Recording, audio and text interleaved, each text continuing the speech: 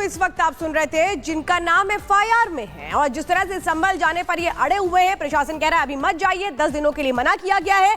इस पर अब किस तरीके से बीजेपी भी हमलावर है। उत्तर प्रदेश के उप मुख्यमंत्री ब्रजेश पाठक समाजवादी पार्टी पर किस तरह से हमलावर हुए वो आपको सुनाते। लेकिन सवाल तो यही है कि आखिर क्यों अड़े हुए हैं समाजवादी पार्टी के नेता संभल जाने पर। अभी हम ये सुन रहे थे कि किस तरह से जियाउर रहमान बर्क बड़े आरोप लगा रहे थे, लेकिन इस बीच ब्रजेश पाठक क्या कह रहे हैं वो भी सुनवाते हैं। संभल की घटना पे समाजवादी पार्टी के मुखिया ने, अरे मेरे भाई कहाँ लगाएगा लोग, जो ट्वीट करके कहा है, हम उसकी निंदा करते हैं। समाजवादी पार्टी के जो चाल चरित्र और चेहरा है वो उजागर हो गया है। संभल की घटना की जिम्मेदारी अखिलेश यादव जी को लेना चाहिए। वास्तव में जो संभल के अपराधी हैं वही समाजवादी हैं। जिन लोगों ने कुकृत्य को अंजाम दिया है सब समाजवादी पार्टी के कार्यकर्ता हैं, और समाजवादी पार्टी उनके कुकृत्यों को छिपाने के लिए तरह तरह के बयान जारी कर रही है। वहाँ के जो सांसद हैं, वहाँ के जो माननीय विधायक हैं, आपस में लड़ रहे हैं, युद्ध कर रहे हैं, और संभल की जनता उनके आपस के युद्ध के कारण पिस रही है। संभल में जो घटना घटी है उसकी निष्पक्ष जांच हो रही है, न्यायिक जांच भी हो रही है, और हर स्थिति में लोगों को न्याय मिले ये हमारी प्रतिबद्धता है। वहां लॉ एंड ऑर्डर मेंटेन रहेगा, ये हमारी जिम्मेदारी है। किसी भी स्थिति में कानून व्यवस्था से छेड़छाड़ करने की इजाजत किसी को भी नहीं है। सर आज सपा का डेलीगेशन जा रहा था, मिलने के लिए उनको रोका गया है, उसको लेकर के अखिलेश यादव जी को पहले अपनी समाजवादी पार्टी को संभलना चाहिए, इसके बाद संभल को देखना चाहिए। संभल में और आसपास के जिस ढंग से उनकी पार्टी के सांसद विधायक आपस में लड़ रहे हैं, संभल की घटना पर अपनी विचार।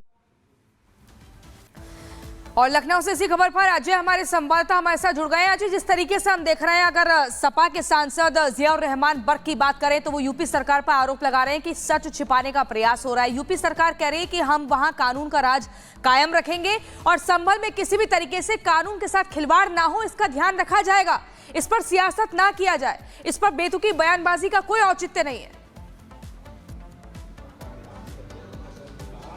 बिल्कुल, देखिए सियासी तस्वीर संभल को लेकर उत्तर प्रदेश में ऊहापोह होती दिखाई दे रही है। कारण ये है कि जो घटनाक्रम घटा उसको लेकर समाजवादी पार्टी अपना एक प्रतिनिधि मंडल भेजना चाह रहा था। 3 दिन पहले वो दिन तय किया गया था, लेकिन तब भी रोका गया था, और आज के दिन जब फिर से तय किया गया कि आज जाएंगे, आज भी रोक लिया गया है। इस प्रतिनिधि मंडल के माता प्रसाद पांडे जो नेता विधानसभा है उनके घर पर ही मौजूद हैं, और माता प्रसाद पांडे के संग यहाँ पर जो विधायक है रविदास मेहरोत्रा वो भी मौजूद है। जाने नहीं दिया जा रहा है। कारण बताया जा रहा है कि जो नए नियम लगाए गए हैं 10 दिनों के लिए, उनका हवाला है। डीएम संभल से माता प्रसाद ने यहीं पर बात की और हाउस अरेस्ट की तस्वीर होती हुई दिखाई दे रही है। आप देखिए तमाम पुलिसकर्मी यहाँ पर मौजूद हैं, उनके घर के बाहर ये पुलिसकर्मियों की मौजूदगी है, और ये पुलिसकर्मी जो हैं मुस्तैद यहाँ पर जो रिक्वेस्ट लगातार माता प्रसाद पांडे से कर रहे हैं कि वो घर पे ही बने रहें, घर से ना निकले। घर से निकलकर कार में माता प्रसाद गए और वापस फिर अपने घर में माता प्रसाद पहुँच चुके हैं, और राजनीतिक ऊहापोह की तस्वीर आज दिखाई दे रही है।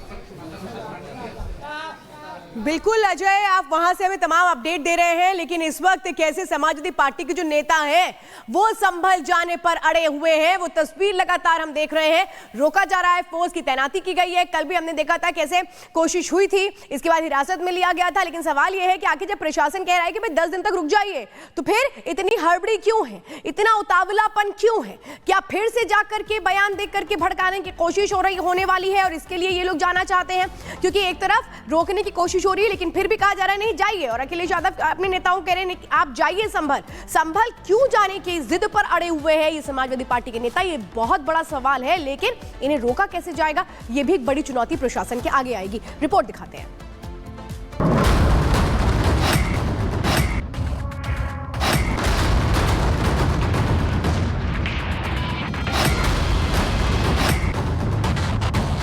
संभल में हिंसा के 6 दिन बाद शांति है, लेकिन सियासी दौड़ भी जारी है।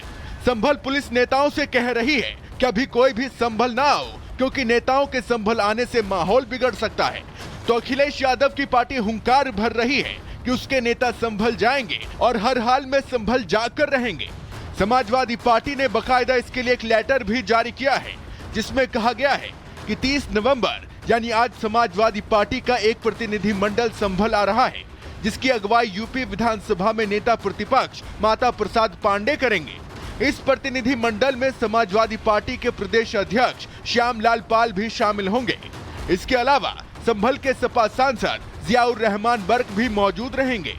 वहीं संभल विधायक इकबाल महमूद, कैराना की सांसद इकरा हसन, मुरादाबाद से सपा सांसद रुचि वीरा और विधायक रविदास मेहरोत्रा समेत कुल 15 नेताओं का डेलीगेशन संभल आएगा और घटना स्थल पर जाकर पीड़ित लोगों से मिलेगा। यहाँ गौर करने वाली बात यह भी है कि सपा का जो प्रतिनिधि मंडल संभल आकर पीड़ितों से मिलने की जिद कर रहा है, उसमें सपा के 2 नेता ऐसे भी शामिल हैं जिन पर खुद दंगा भड़काने का आरोप लगा है, जिसमें एक नाम खुद संभल के सांसद जियाउर रहमान बर्क का है, जिन पर आरोप है कि उन्होंने ही लोगों को उकसाया, जिसकी वजह से दंगा हुआ।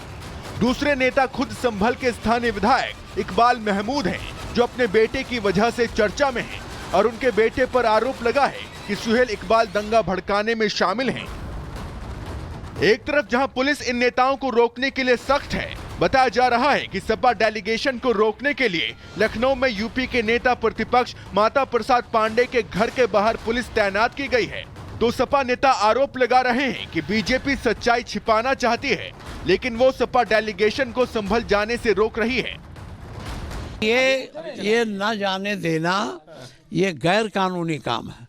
ये यहाँ के लिए फिर लगावे, कानून बनाओ, 144 लगावे लखनऊ के लिए भी, किसको हम जब चाहें किसी को रोक दें। यह कानून नहीं है, यह संविधान का उल्लंघन है। संभल हिंसा को लेकर संभल टू लखनऊ सियासत जारी है। फसाद पर बेहिसाब सियासत हो रही है, वो भी तब जब संभल पुलिस ने हालात को देखते हुए अगले 10 दिनों तक किसी भी राजनीतिक पार्टी के संभल आने पर रोक लगाई है। लेकिन जिस तरह से सपा डेलीगेशन संभल आने की जिद पर अड़ा है, उससे माहौल गरमाया हुआ है।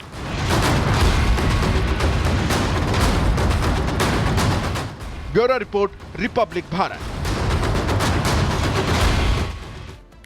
देखिए, संभल में तो फिलहाल शांति बनी हुई है, लेकिन सियासत अशांत हो गई है। लगातार समाजवादी पार्टी ऐसा माहौल बनाने का प्रयास कर रही है कि जैसे ना जाने उनके साथ कौन सी ज्यादती हो रही है। उनको बताया जा रहा है साफ शब्दों में, प्रशासन कह रहा है कि मत आइए, बैन है, एंट्री बैन है, लेकिन फिर भी पूरा समाजवादी पार्टी का जो नेताओं का डेलीगेशन है वो जाने की जिद पर अड़ा हुआ है और अखिलेश यादव भी लगातार इसमें सपोर्ट कर रहे हैं। लेकिन बीजेपी क्या कुछ कह रही है, कैसे हमला कर रही है? बीजेपी के प्रवक्ता गौरव भाटिया प्रेस कॉन्फ्रेंस कर रहे हैं, आपको सुनवाते हैं।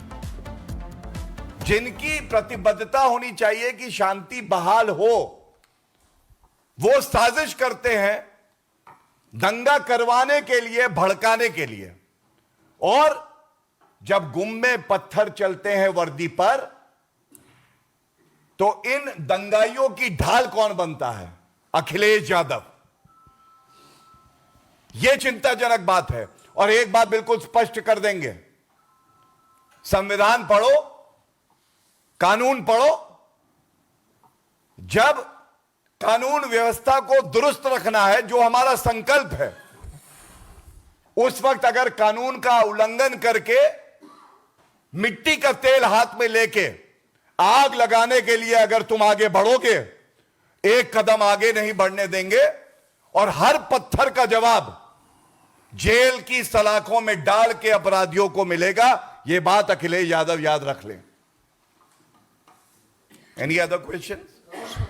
कांग्रेस का समिति की बैठक थी, उसमें राहुल गांधी खड़गे प्रियंका सब ने कहा कि जो चुनाव प्रक्रिया है वो निष्पक्ष और पारदर्शी नहीं है। अब ऐसे में हमको चुनाव उठाने पड़ेंगे और ईवीएम की बजाय या बैलेट पेपर में जाना होगा।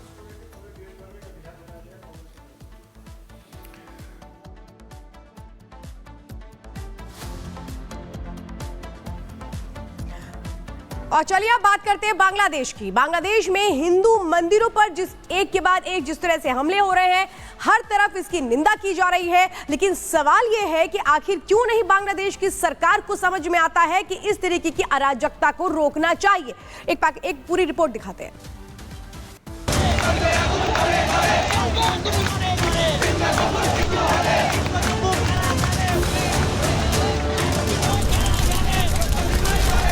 बांग्लादेश में हिंदुओं पर हो रहे अत्याचार का सिलसिला रुकने का नाम नहीं ले रहा है। आतंकी जमात एकजुट होकर बांग्लादेश में मंदिरों को निशाना बना रहे हैं, तोड़फोड़ कर रहे हैं, हिंदुओं के खिलाफ हिंसा कर रहे हैं, जिसमें चीनी हाथ भी शामिल है।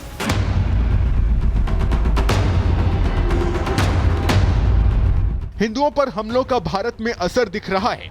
हिंसा से लेकर चिन्मय कृष्ण दास की गिरफ्तारी के खिलाफ लोग सड़कों पर उतर आए हैं। कोलकाता में बांग्लादेश के उप उच्चायुक्त के बाहर विरोध प्रदर्शन तेज हो गए हैं। यहां बांग्लादेशी अंतरिम सरकार के प्रमुख मोहम्मद यूनुस का पुतला फूंका गया। बांग्लादेश का जो एम्बेसी का आदमी है उसको बुला के अच्छा तरीके से सबक सिखा देना चाहिए।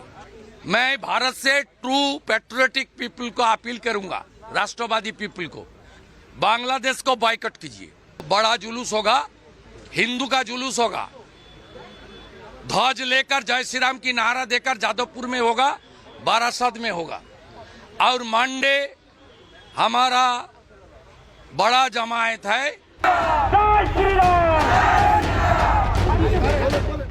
इस बीच इस्कॉन के पूर्व प्रमुख चिन्मय कृष्ण दास समेत 17 लोगों के बैंक खातों को 30 दिनों के लिए फ्रीज कर दिया गया है। इसे लेकर बांग्लादेश के वित्तीय अधिकारियों की ओर से आदेश जारी किया गया है। साथ ही खातों के ट्रांजैक्शन समेत अकाउंट संबंधी जानकारी भी मांगी गई है। बांग्लादेश में शेख हसीना सरकार के तख्ता पलट होने और मोहम्मद यूनुस की सरकार आने के बाद से हिंदुओं पर अत्याचार थमने का नाम नहीं ले रहा है। शांति की वकालत करने वाले यूनुस अपने ही देश में हिंदुओं के खिलाफ हो रही हिंसा को लेकर हाथ पर हाथ धरे बैठे हैं, तो भारत के साथ अब पूरी दुनिया ने उनके खिलाफ मोर्चा खोल दिया है। Bureau report, Republic Bharat.